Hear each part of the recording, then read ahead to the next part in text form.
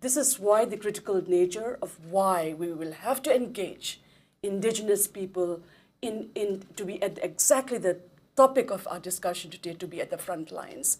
Because Indigenous people manage 80% of the world's resources. That's really important. We now live in a time where 1/3 of our forests are gone from this world. The forests are the lungs of our lives. And if those lungs are hurt, you know what happened with COVID. We were gasping for breath.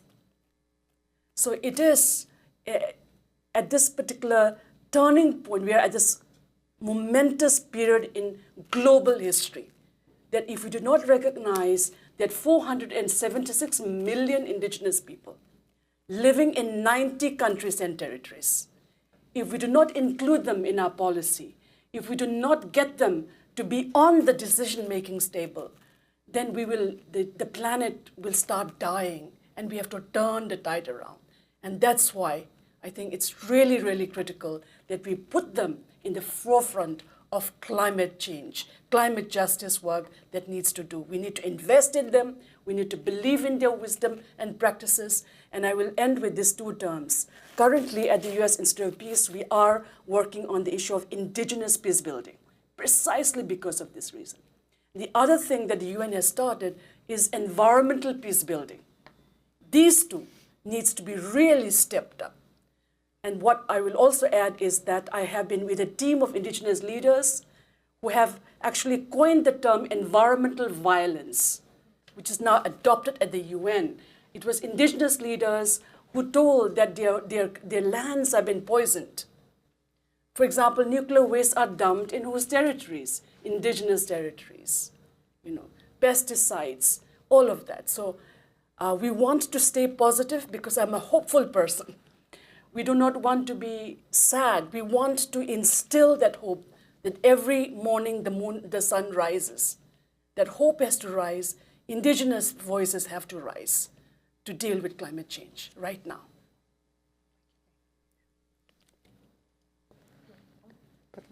Sure. I think Bina's already highlighted the imperative for the inclusion of Indigenous voices, both in terms of policy making, but I come from the world of law. And one of the challenges that I have encountered, and sort of to reassert the premise for this conversation, is that Indigenous communities have been marginalized by the law through the creation of protected areas, right?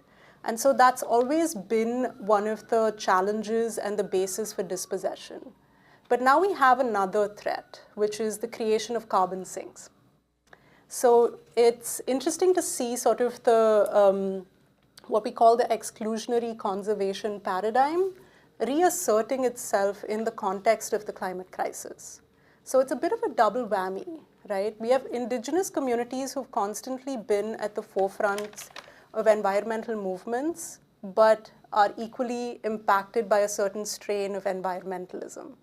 And so now the question becomes, if the climate crisis demands that we conserve our forests, what is the most inclusive and democratic way to achieve those targets? And I think it's important for us to think of Indigenous voices at the heart of that story.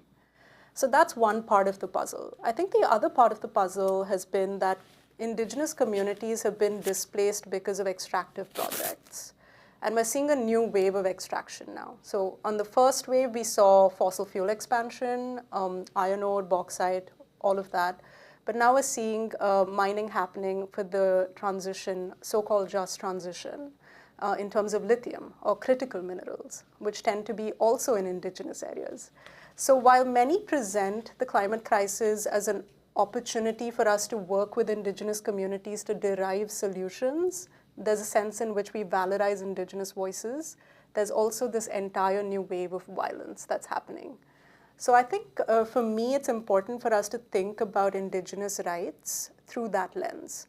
How do we build on what has already happened, but how do we try and protect and strengthen legal regimes for the protection of Indigenous rights when we have newer frameworks of dispossession?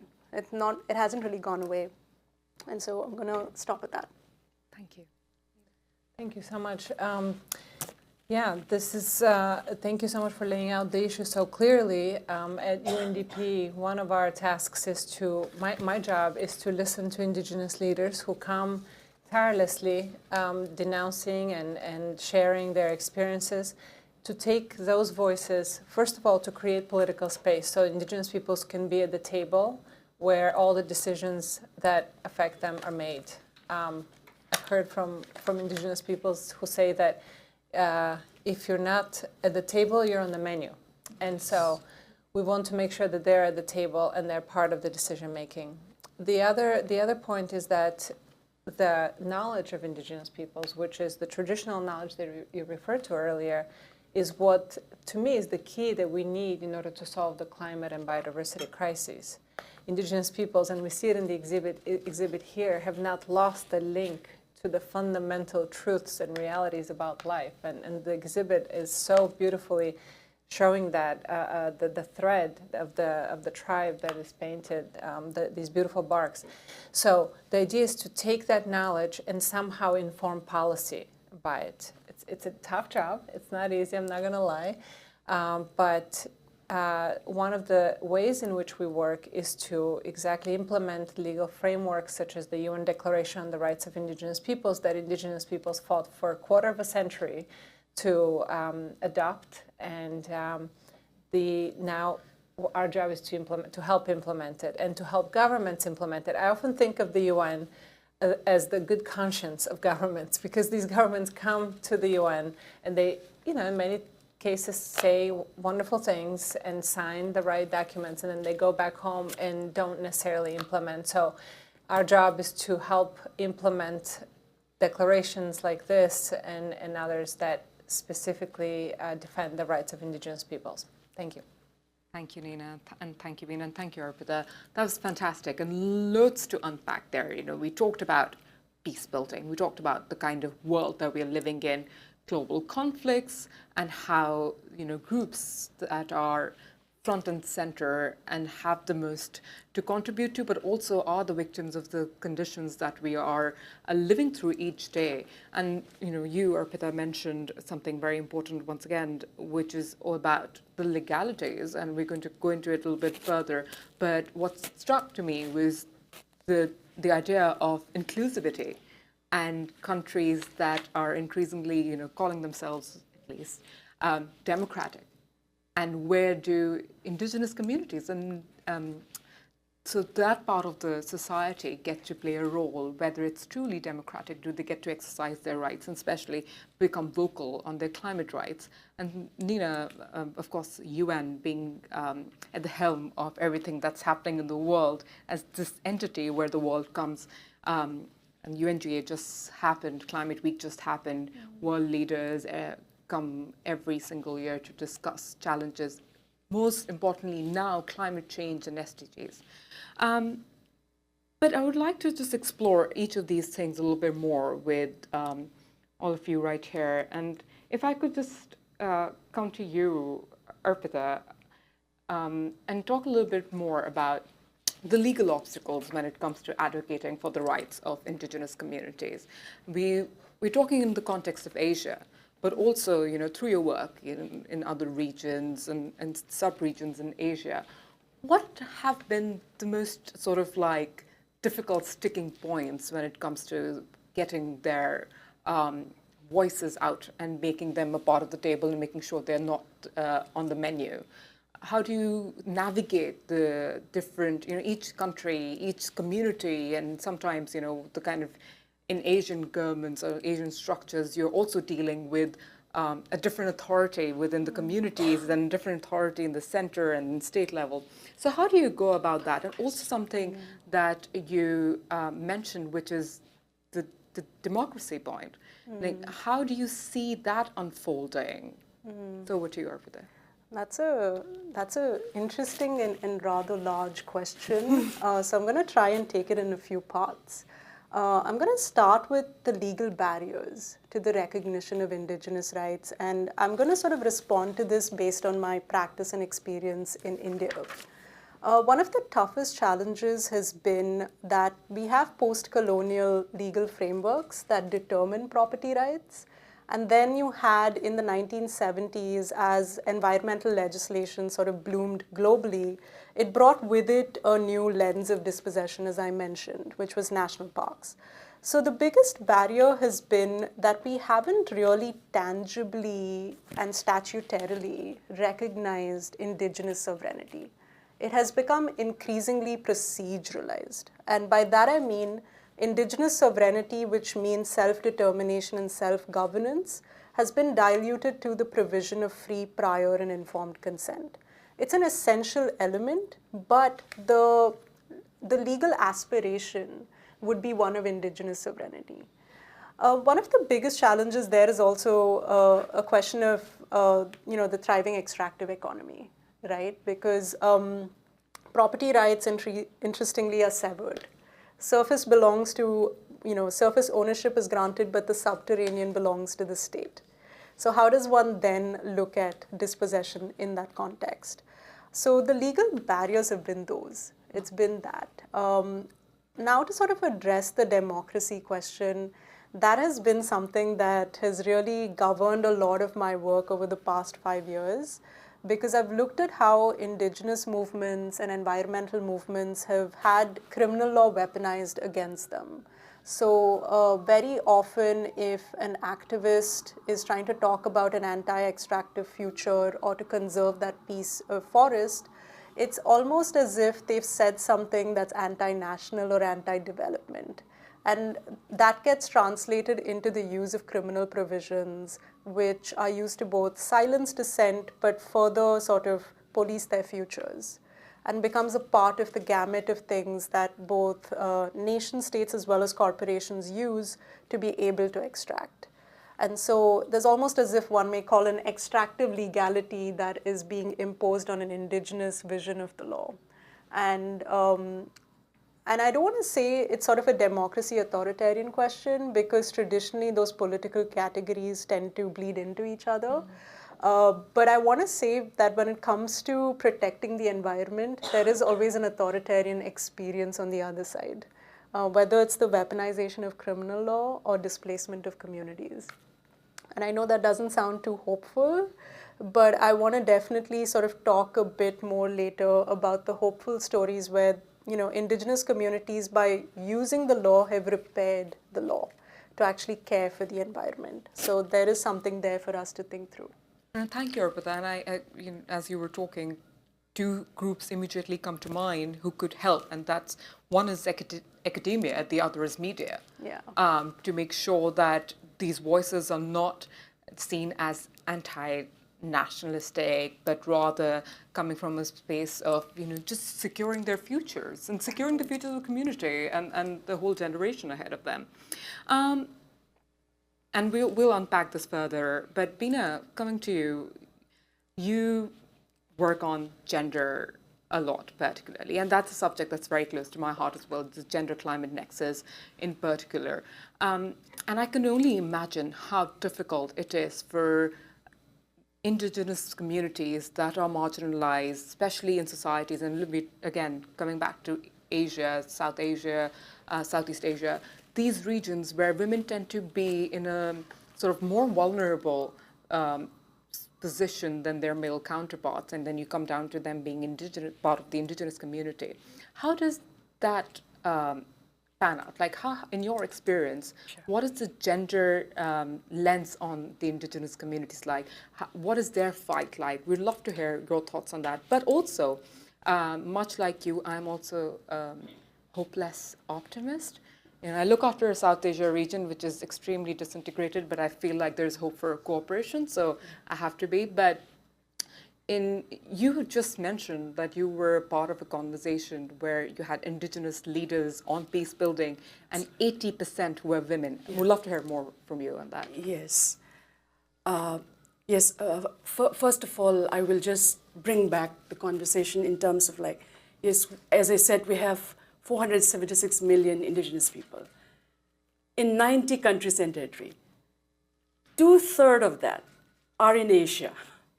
So let's remember that we are talking about a region which has 2/3 of the world's indigenous populations.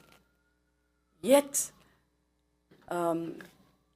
in this continent, we have countries who have not recognized indigenous communities and have given them terms like ethnic minorities.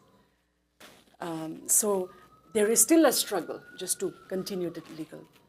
But if anyone asks you the question of indigeneity, for me, having worked in this field for more than 20 years of my life, I want, because the question could have, a lot of governments are worried when you discuss indigeneity. And I want to tell them, you don't have to worry. You know, when they get worried at the UN is worried, you know, even. So for me, I want to allay their fears by saying we are not talking about the word indigenous. There is not even a definition at the UN. Just like the word mother, the word child has never been defined. Just like you know who is indigenous to an area and not. It is as close to the earth. It's as close to the soil. It is as close to the birds and the bees as you would imagine. So I want to allay the fears of nation states, and particularly Asian nation states. When we talk about indigeneity, it's not to disintegrate a country. It is to let indigenous people, to marginalized people who have been left out of the margins of society. For example, I belong to one indigenous community in my part of our country where our history is not in the textbooks of this country. So we are saying, please include us. You know, please, inclusion is what we are asking for. And I think good governance and good democracy also means inclusive policy, leaving no one behind, you know, where every country is adhered to. So I just wanted to put that in context. Right? In terms of gender, absolutely. I come from a community where we have one of the strongest indigenous women leaders that I've ever met in my life. These are women who have never been to schools, but from them I learned the spirit of what it means to protect your child, your children, your community, your environment. So I have seen that women are the strongest. And I have been with them for years in my home region. I've seen them really for them, peace is not a project. And for us too, it's a commitment of a lifetime. So for them, protecting the environment is like protecting their children. You know, for example, in New Zealand, I don't know if some of you are aware, they have made a river, given legal personality to a river. Why? Because all civilizations start from rivers, whether it's the Ganges or whether it's the Hudson here or whether it's with the Nile, it all starts with rivers. So I think, and then, in all of these, for example, in many indigenous cultures, for example, in the Haudenosaunee people, I don't know if you know, they are at the Canada-US border. They have clan mothers, not grandmothers, clan mothers, whose decision can make the chief or bring him down if he doesn't perform well. They have the power. And then in many conflict zones, the mothers, just with a torch, with a mashal, they go and try to protect what they could for their children. So, and then also same thing for the environment. If there is deforestation, if the waters are polluted because people haven't used, they have jumped out. And recently this year, we had the first global summit on indigenous peace building that we did, out of which 120 indigenous peace builders came from 7 socio-cultural zones of the world. And 80% of our people who came were indigenous women from Guatemala. They came from Sahel region. They came from Sami land, the Sami indigenous people. They came from all over the world. And they were at the forefront. So the future is to ensure that indigenous women particularly, and also indigenous youth too, they will form the bedrock in the next 5 to 10 years, in my assessment, to be really transformed about, and I'm with them every single day to help this transformation. Thank you for that thoughtful response, Bina. Agreed. Good governance, to the first part of your response, has to be at the core of any progressive society or society that's aiming to progress in any way possible. But also loved the analogy of the mother and the child not having a definition. It's just as natural to know who is Indigenous and who's not. But there is, this is remarkable. This gives us hope. You know, we have such an important conversation where women are in charge and leading the way forward, especially on climate issues and development issues. Nina, if I could come to you now. Why is the UN worried? No, really, what I would love to hear from you, you know, after we've heard from what's happening in the region on the ground, convenings on peace building, the role that democracies, good governance can play. The United Nations sits at sort of like the helm of global decision making and has it's still a very relevant platform for some of these conversations. And I say this with a lot of optimism. In your experience through your project, some of which you mentioned initially, what has worked and what has not worked? And UNDP in particular, how has it played an instrumental role towards policy making? Because that's something that you initially also touched upon. And kind of, if you could give us a recent example or of an initiative that's still ongoing that we could all benefit from learning about. Over to you. Thank you so much. Yeah, I mean, the UN is worried perhaps because it's always catching up, if I can be so honest. And Indigenous peoples have been ringing the bells for many, many decades before we really started to pay attention. In fact, a Maori leader was the one, and a Haudenosaunee leader were the first ones to go to the League of Nations back in the 20s and were turned away, both of them. So we have a lot of catching up to do and a lot of opening of doors to do when Indigenous peoples try to bring their issues to the League of Nations and the United Nations.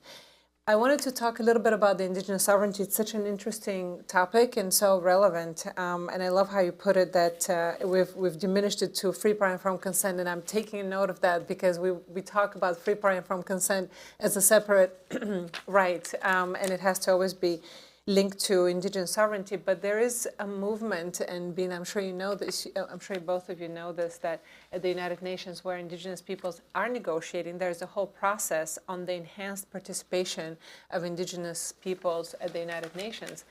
The dream, I think, is one day for Indigenous nations to be sitting at the table there along with the nation states. So this process very slowly, but it is moving forward, and it is it came out of a 2014 World Conference on Indigenous Peoples that took place at the United Nations. And there's many Indigenous negotiators and diplomats that continue to negotiate on this topic. But to go to your question about some examples and what has worked. As I mentioned, my work is to make sure that what Indigenous peoples have been saying is brought to the table, to the right spaces, and that is moved into policy, and also that is built, that the governance spaces reflect the influence that Indigenous peoples do, really. I'll give you one example of a rather challenging part of my work is working for the UN RED program, which is the RED is reducing emissions from deforestation and forest degradation. And this was a mechanism that was negotiated at the level of the UNFCCC, that's the Framework on Climate Change Convention, that was going to, we needed to solve the issue of deforestation, which almost 19–20% of carbon emissions come from deforestation. So the mechanism was, the idea was to pay developing countries to protect their forest standing. Indigenous peoples had so many problems and issues with this mechanism from the very first day.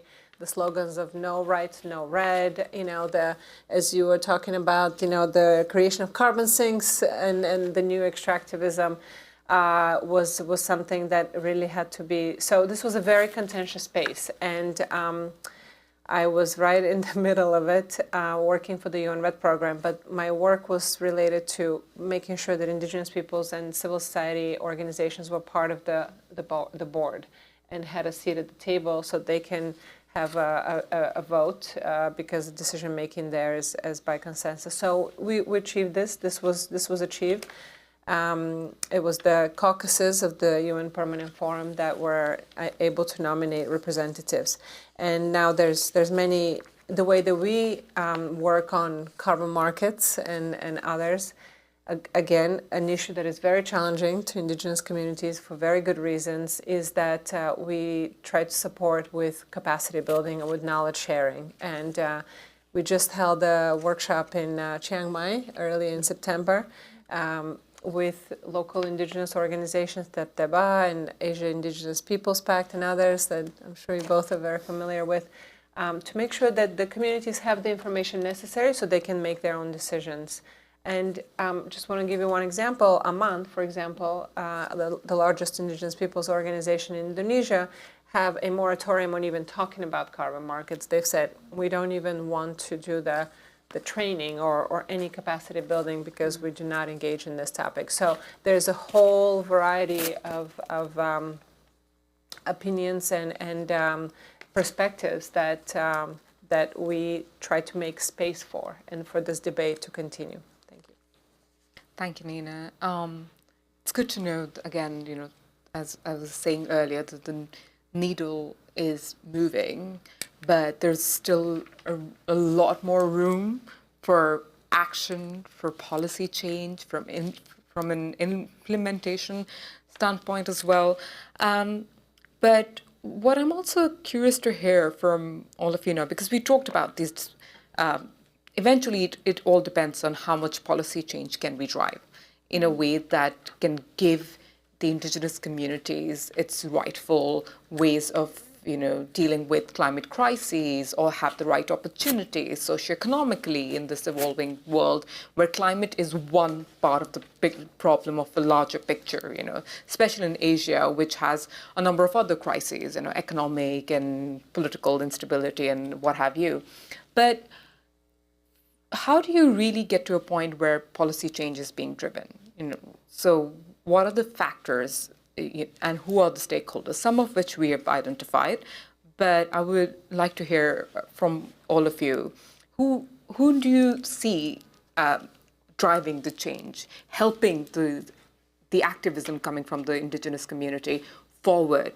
Multilateral forums being one, academia being others, but what about the global community? What about the donor community? What role do they have and they can play? What is the expectation? So if each one of you could briefly respond to that before we open the floor up for questions from the audience.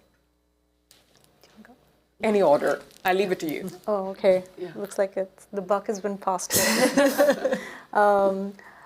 That's, again, an incredibly important question, right? Who are the stakeholders and what can donors do? I think a stakeholder that I have been finding is playing an increasingly important role, both in terms of the shaping of climate law and policy, as well as under the guise of sort of inclusion, have been courts, right? When one thinks of courts, one thinks of a very lethargic space, very slow.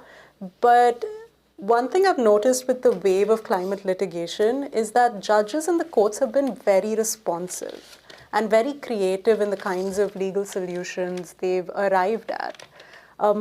Unfortunately, the climate litigation world has not been infused sufficiently with questions of Indigenous rights. It's still happening, it's sporadic, but I see a lot of hope there.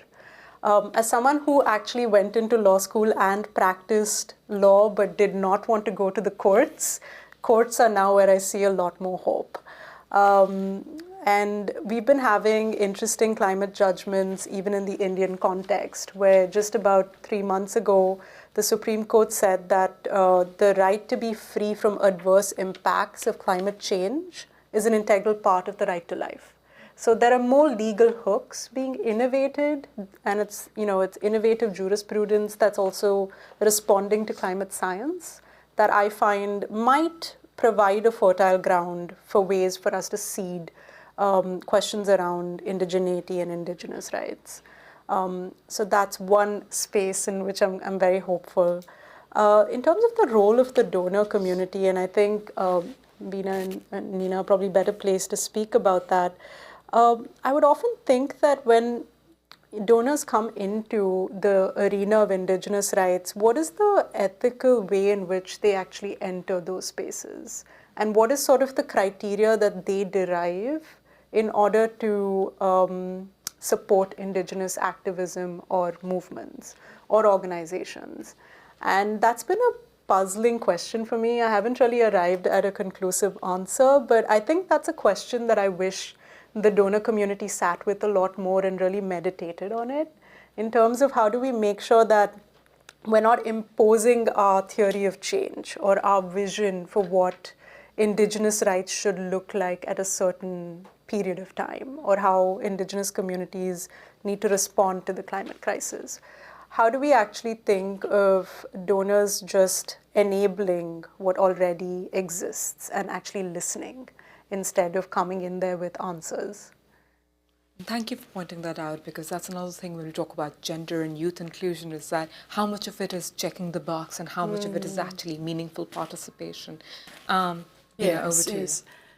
When we hear things like the court and law system, it's all good, but and donors and everything, but I would like to take us back to the brass tacks again, because the topic here is how are indigenous people at the front line of.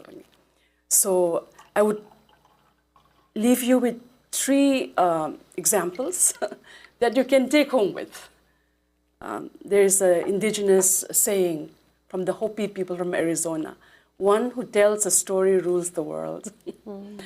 So I want for you to take home 3 stories of how indigenous people are at the forefront. For us, donors or law comes later.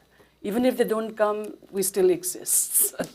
So I will just come back. And so for me, I will give 3 examples. One, they're all from northeast of India, where I come from. So one from, and northeast of India holds 1/3 of India's biodiversity. World's largest democracy's biodiversity is in northeast of India. 24% of India's forest cover is there. So, but the world usually sees this region as problematic or violent conflict, and it is. I grew up in the crucible of violence, but then for us, we're trying to see how can we find methods of conflict resolution, how do we ensure that communities coexist, because that's a region which is 2 of the world's 36 biodiversity hotspots are in their region. So in terms of climate, it's a very critical global hotspot. So there I dived into what is it that, in spite of conflicts, the wars, the drone attacks, the bombings, the militarization, the groups, how come that region still sustains? So one thing, in Manipur, I realized that the indigenous people of Manipur have the puyas, which are the old manuscripts. Okay, so I found a puya called Umanglon. It means the language of the forest. Can you imagine? Written hundreds of years ago, which talks about the coexistence of humans and nature. For people in Manipur, nature is considered to have a life, just like humans, and they take care to rejuvenate. Okay? So that's one form of how indigenous people are in everyday life. When I grew up in Manipur, I remember every Manipuri household usually have a place where you can plant your vegetables, like coriander or potatoes or whatever. My mother at 90 still plants, till today, can you imagine? Then they will have a small pond. So everything is self-sufficient. And what I'm wearing today is woven by the women of Manipur. They weave. It's a very organic life where we may not be rich, but we are rich in spirit. Okay? So that's one thing I can just share. From all the stories of violence coming in from Manipur, there's also stories of how indigenous communities there have continued to weave through their issues. So that's one thing that I wanted to. The second aspect is Sikkim. It's a beautiful state which is a border with, international border, and Sikkim is the first fully organic state in India. They have banned plastics, no plastics, and I have visited Sikkim many times. So look at examples, and I have friends, and it's the first state in India where they have used no pesticides in their food. So again, many examples, and also Sikkim considers they have sacred sites. For example, they are very close to the mountains. The mountains, they live coexisting in it. So the other thing is Meghalaya. I did my schooling there, Meghalaya, which is called Abode of the Clouds, home to the world's rainiest place. There they have got sacred groves. Sacred groves, and I visited some of the sacred groves. I couldn't enter because you cannot enter this forest. But it's a form of rejuvenation, because for indigenous people, you do not become owners of the land. You're custodians like the Maoris. So for us, we don't own people. We don't own buildings. We don't own things. We are caretakers as long as we live. So and the final example I want to give is Meghalaya again, because I found this is something you can take home, and this is pretty modern, that's why I'm saying, because Meghalaya is a very indigenous state, but the state itself started an environmental policy where 15% of their budget is on climate change issues, to arrest climate change, okay? So please study Meghalaya, if you want to give an example in Asia, where the other thing they're doing is they're looking into nature-based economies, you have to be realistic, so they have started, and they are planning India's first climate museum. So these are some of the things, and they're using AI in some of these efforts.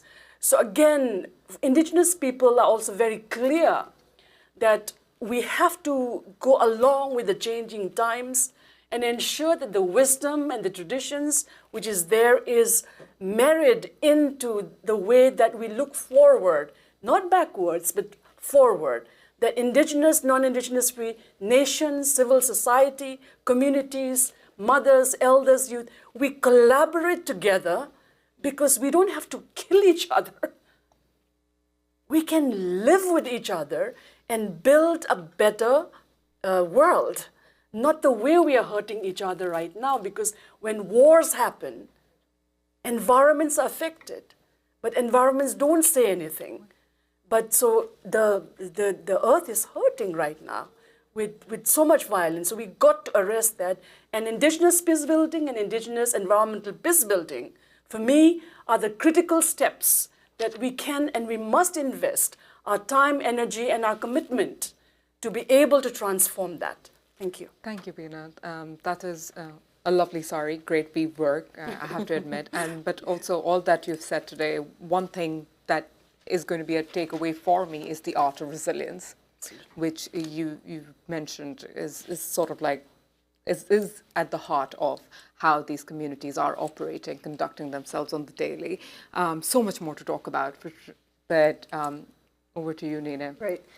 Just a few words about the stakeholders, the key stakeholders, the donors. What are they doing? What can they do?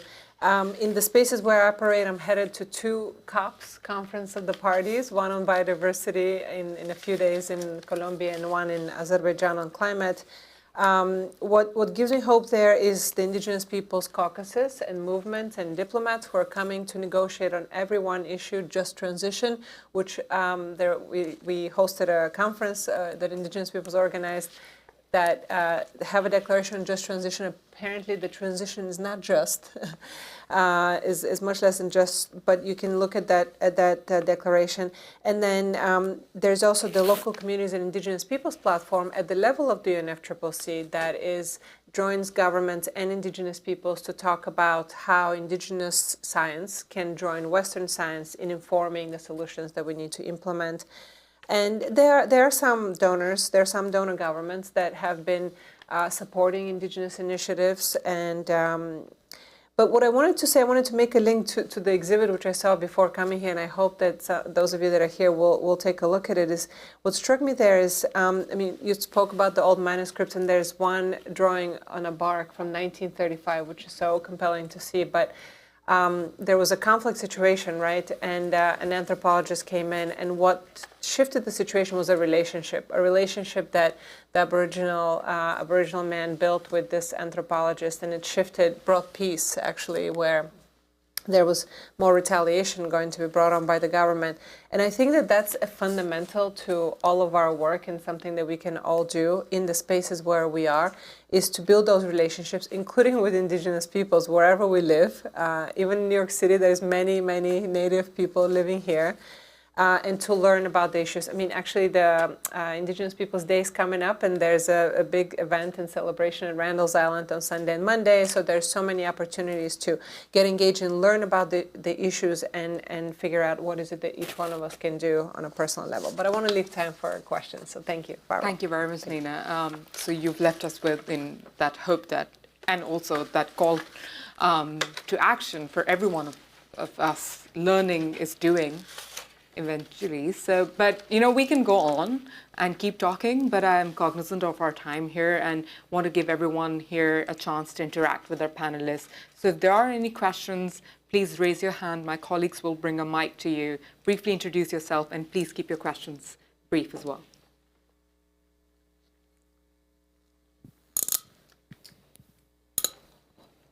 Hello, I'm Dexter. My question is... We'll bring a mic to you, so it's audible. Hi, I'm Dexter. My question here is, what role do you think that traditional Indigenous methods of decision-making, like consensus democracy and councils and things like that, what role do you think that plays in addressing the climate crisis? Sorry if I may have a lack of knowledge. Anyone? We'll take a few questions. Do you want to take a few in the round? Yeah. Okay, see one there. Hi, Farwa Aamer. I'm the South Asia editor of Dialogue Earth and also the Third Pole Project. Largely to you, Arpitha, although Bina has actually touched on this a little. Law is important, but money is what talks, right? And we have to bear in mind that Asia, certainly South Asia, has a per capita income of about $2,000 an annum, which is a sixth of the world average. Money is always going to be a driver. And you can have whatever good laws you have, but there's going to be steamrolled. And not only that, it's the issue that the economic process also shapes the laws. For example, at the turn of the century in Nepal, when the Rana prime ministers decided to go for a modernization project and tear up their relationship with the Tharu forest-dwelling communities, all of it was about a form of economic growth. So, this is something I'd like to hear you talk about in terms of, people want to have a better life, and that does mean rising prosperity. Or a better life can be imagined in multiple ways, but it often does just basically mean rising prosperity. You cannot, and when you're in the front line of climate change, you are facing multiple disasters. Is there an economic model that can be brought forward that can help us to make both the thing about, a prosperous future for our planet, our people? Thank you. Perhaps we can take one more question and then have quick responses from everyone. Right here. Thank you very much for sharing your experiences and efforts. That's wonderful for the world to have people like you to fight for this. My question is, over the last several decades, maybe, some of the most strikingly beautiful places are in, the territory of your the home of the indigenous people. On one hand, because their natural beauty, more and more people want to come to visit. On the other hand, it will, when there are so many people come, probably will cause some damage to the sites, to the society, to the community. Just like some of the cities, even in Italy, they start to limit people visiting the cities. So I was wondering, as an indigenous group, on one hand, what's the general, let's say, attitude to this? On one hand, when people come, economically, the group might be benefited from the open up, and so that more people can come to visit, can share the natural beauty. On the other hand, as I mentioned, it might cause certain type of damage. In your opinion, maybe it's damage in the environment. So maybe would you like to share, what's your thoughts? Thank you so much. Thank you. So we have a question: consensus building, economic model, and human impacts on the environment, and how much to limit and how much to welcome. So maybe all of you can give brief thoughts on that. Arpitha, do you want to take a start, since you've been leading it for us? I love how I'm setting the tone, but also realizing that I have more to learn from my panelists. I think I'm going to take the question on the economic model, because that's a really important one. Like you mentioned, we might have legal frameworks, we might have alternative ways in which we organize a relationship to the planet, but at the end of the day, we are going to confront that very important question of prosperity and the right to livelihood and all of that. I wouldn't say I can authoritatively speak on an alternative economic model, but I can sort of speak a bit to ways in which we can potentially think of legal frameworks driving the economy and legal frameworks creating possibilities for alternative economic futures. And an example that comes to mind is the one that Mina already mentioned, which is the Wanganui River in New Zealand, actually not just being given rights of personhood, but that the stewardship of indigenous communities was linked to it and recognized. And through that offers hope in terms of two possibilities, right? Because again, speaking from the legal lens, environmental laws have often struggled to discipline capital, right? Very often they get pushed aside, they're seen as, again, being heavily bureaucratic, slowing down development. What if we kind of turn the table a little bit and say that environmental laws are actually protecting our futures?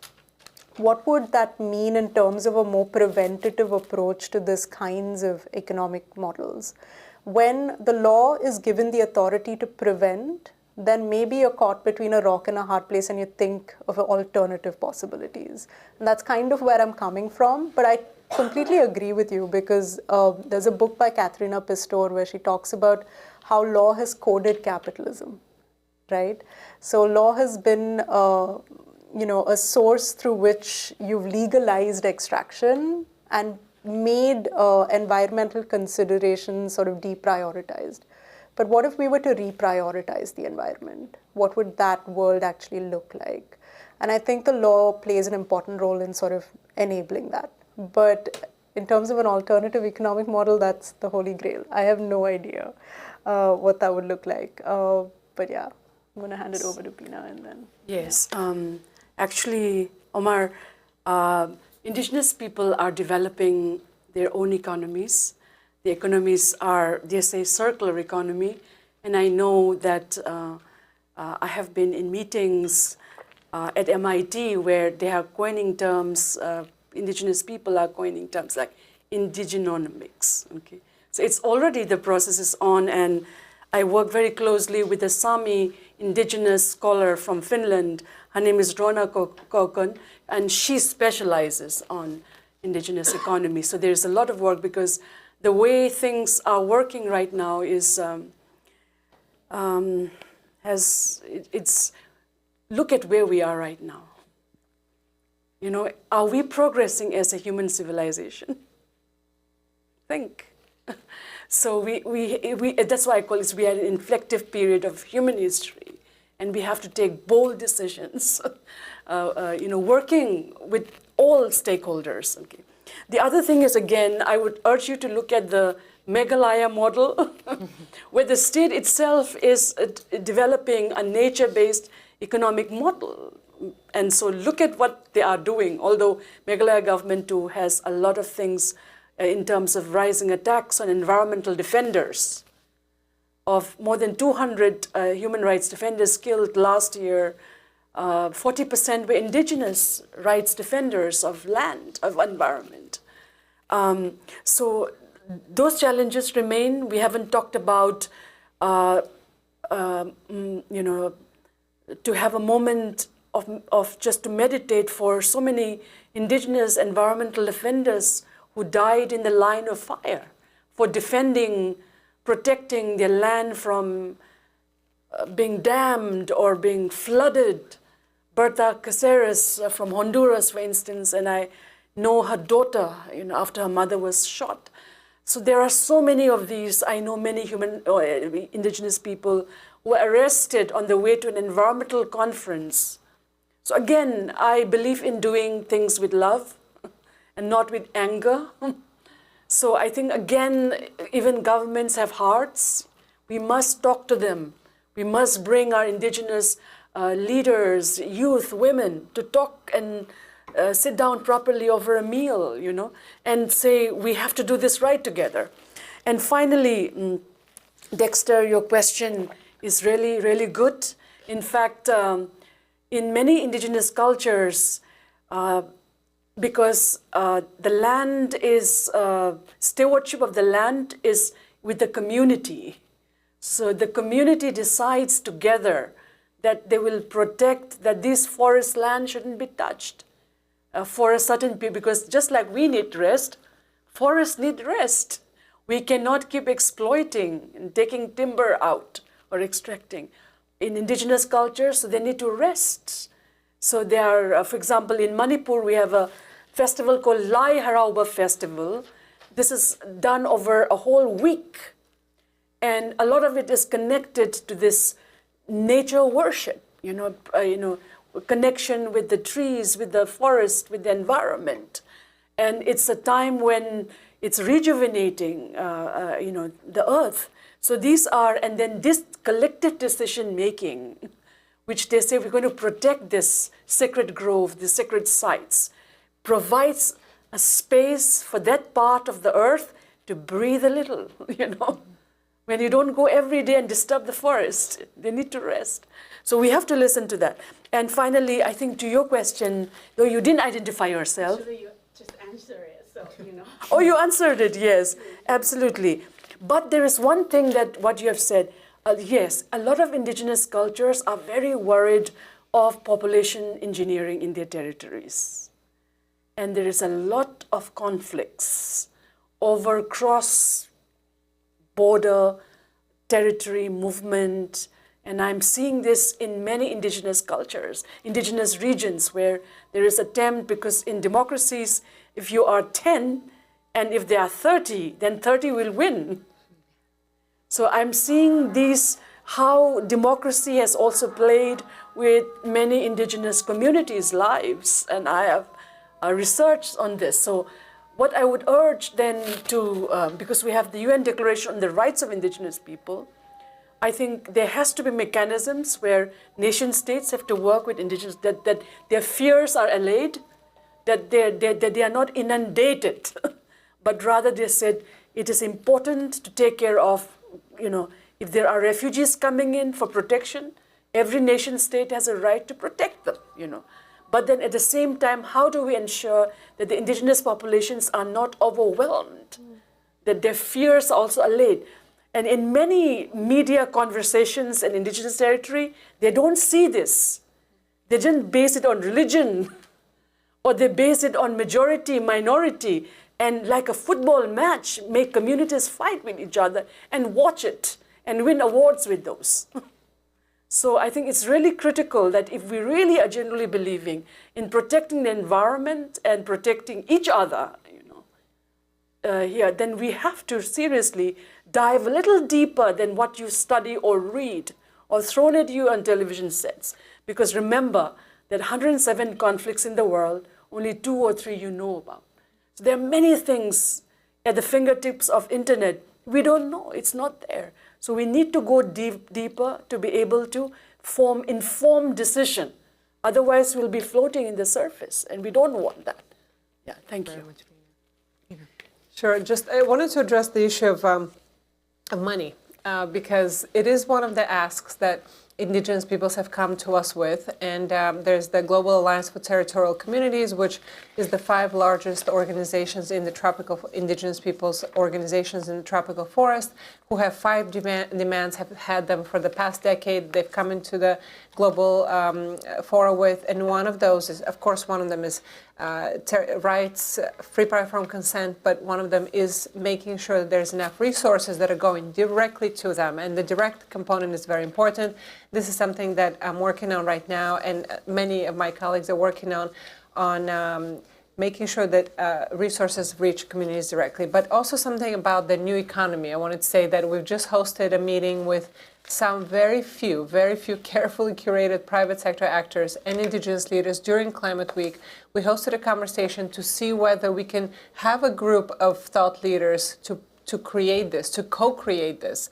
And the jury's still out. We're hoping that there are private sector actors who are willing and interested and open enough to try different things, to not make a market rate return and so on and so forth. But we'll see. We are there to host a conversation, as well as we had hosted a conversation with financial sector and Indigenous women, and it was all women. And actually it was the network of impact investors called Confluence Philanthropy that came to us and asked us, please, can we talk to Indigenous women and learn from them? So I'm very heartened by those processes, and I want to see this moving forward.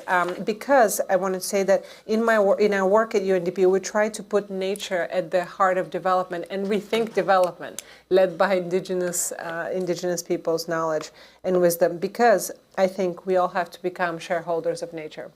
Thank you. Thank you very much, Nina. And we have, unfortunately, I apologize, run out of time. We've gone over time, but how could we not? This conversation was so engaging.